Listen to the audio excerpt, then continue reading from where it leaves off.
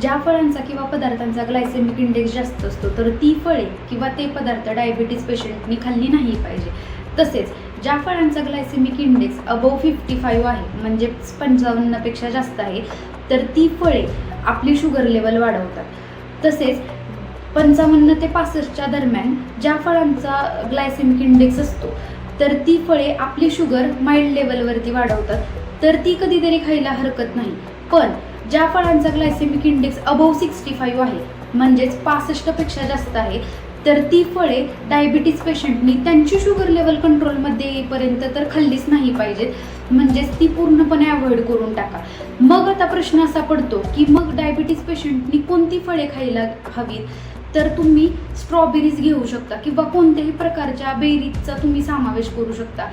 तसेच आपल्या इथे इझिली अवेलेबल होणारं म्हणजे पेरू की पेरू तुम्ही घेऊ शकता. तसेच सफरचंद आणि पेरचा समावेश तुम्ही करू शकता. आपल्या इथे मिळणारं डाळिंब तुम्ही घेऊ शकता. डाळिंबाचा समावेश तुम्ही सलाडमध्ये सुद्धा करू शकता.